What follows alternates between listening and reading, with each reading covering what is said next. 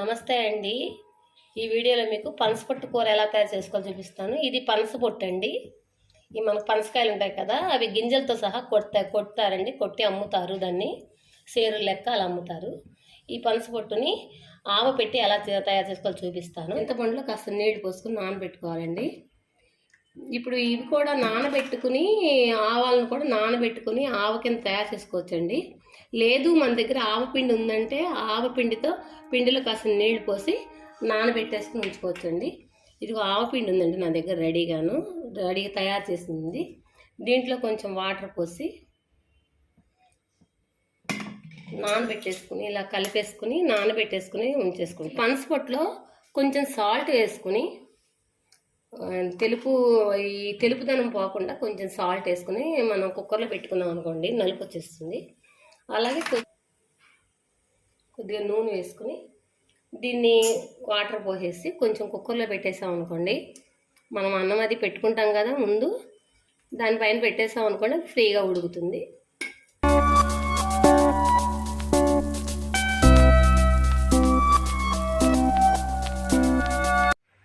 ఈ పనసపొట్టు ఉడికిపోయిందండి. దీన్ని కుక్కర్లో తీసేసాను. ఇది వార్చేసానండి, ఇలా పట్టుకుని లోపల ఉన్న వాటర్ అంతా తీసి పెట్టేసాను అనమాట. ఇప్పుడు మనం దీన్ని తిరమత ఎలా వేసుకోవాలి చూపిస్తాను. నూనె వేస్తున్నానండి, 4 చెంచాలు నూనె వేస్తున్నాను.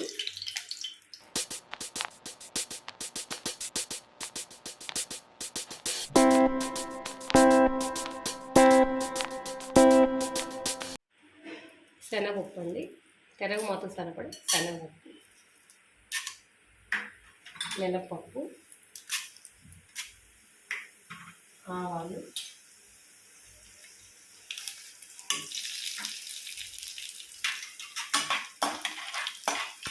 ఇవి కొద్దిగా వేగాలండి, గోధుమ నూనె వచ్చేదాకా. 4 ఎండుమిర్చి, పచ్చిమిరపకాయలు కదా కట్ చేసుకున్నానండి. ఈ విధంగా పచ్చిమిర్చి, కరివేపాకు,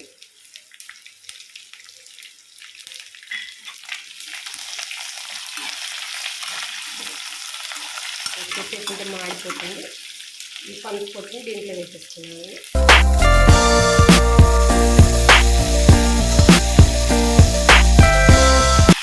కొద్దిగా పసుపు వేసుకున్నాను, చిటికెడు పసుపు,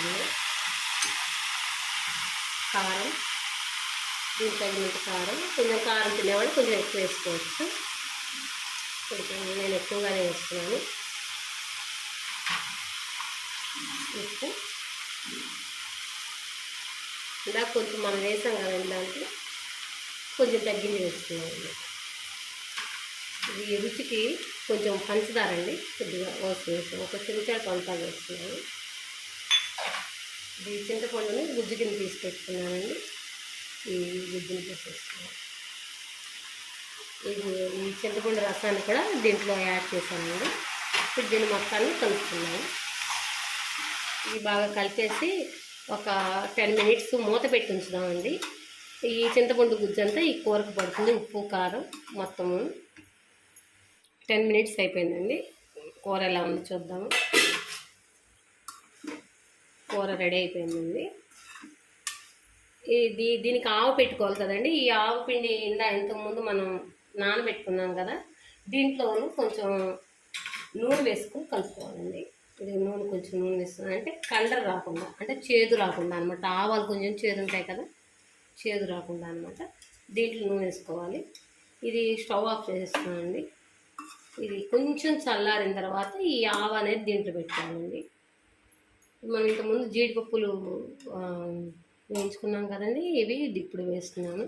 ఇవి కరకరలాడతాయని చెప్పి ఇప్పుడు వేస్తున్నాను.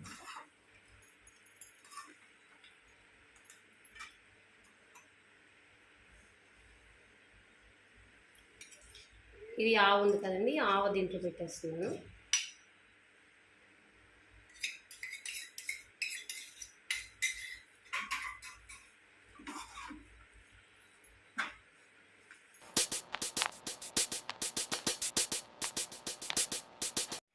పనసపొట్టు ఆవ పెట్టిన కూర రెడీ అయిపోయిందండి.